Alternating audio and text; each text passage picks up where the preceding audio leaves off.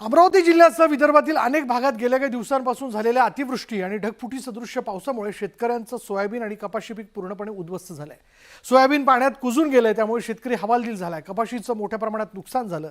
शेतकरी वर्गात तीव्र नाराजी असून प्रति हेक्टर 50,000 रुपये मदत मिळावी, पीक विमा योजनेचा लाभ तात्काळ मिळावा आणि नुकसान भरपाई लवकरात लवकर खात्यात जमा व्हावी अशी मागणी शेतकऱ्यांकडून होताना दिसते।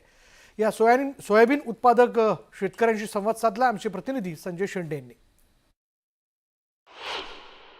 सोयाबीन, तूर आणि कपाशीचे उत्पादन घेतले जाते। मात्र यावर्षी आलेल्या अतिवृष्टीमुळे आणि काही ठिकाणी ढगफुटी सदृश्य पावसामुळे शेतकऱ्यांच्या हातातील हे तीनही पीक जे आहे ते पूर्णतः गेलेले आहे। मी अमरावती जिल्ह्यातील तिवसा तालुक्यातील शेतात आपण शेतात पाहू शकतो।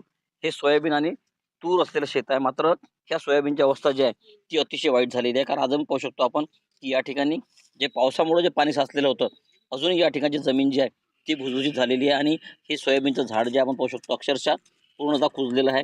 आणि या ठिकाणी जर बघितलं तर ह्या ज्या शेंग भरायला पाहिजे ती शेंग कुठल्याही प्रकारची भरली नाही। यामध्ये आपण पाहू शकतो की हे जे सोयाबीनचे जो दाणे भरायला पाहिजे होते हे काळे काळे झालेले आहे आणि कुठल्याही प्रकारचा दाणा इथं भरलेला नाही आहे। एकूणच जर बघितलं आपण तर या ठिकाणची परिस्थिती अतिशय विदारक आहे। शेतकऱ्यांनी जो खर्च लावला तो खर्च तर निघणार नाहीच नाही, मात्र आता यानंतर यांचं जे नुकसान झालेलं आहे ह्या नुकसानीचे अजूनपर्यंत पंचनामे झाले नाही। संपूर्ण सोयाबीन यावर्षी मी माझ्या शेतामध्ये पेरलं होतं, परंतु सततच्या पावसामुळे सोयाबीन पीक हे पूर्णपणे उद्ध्वस्त झालं असून त्याचा खर्च निघणे सुद्धा कठीण आहे।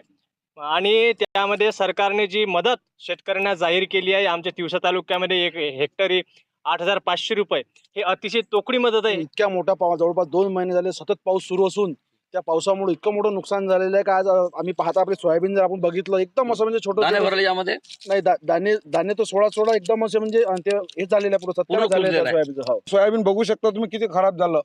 त्याच्यामुळे सरकारने आम्हाला कमीत कमी 50,000 रुपये हेक्टरी द्यावंच, पण त्याच्यापेक्षा जास्त अजून काही मदत रोजगार हमी अंतर्गत वगैरे द्यावं अशी आमची जमीन खराब झाली आहे। संतप्त झालेला आहे। त्यामुळं सरकारने शेतकऱ्यांच्या भावना समजून घ्याव्या आणि तातडीने शेतकऱ्यांच्या खात्यात पैसे जमा करावे, मदत द्यावी शेतकऱ्यांनी मागितलेली, तरच शेतकरी जगेल। जर्नलिस्ट सागरचा संजय शेंडे, न्यूज 18 लोकमत, तिवसा, अमरावती। मंडळी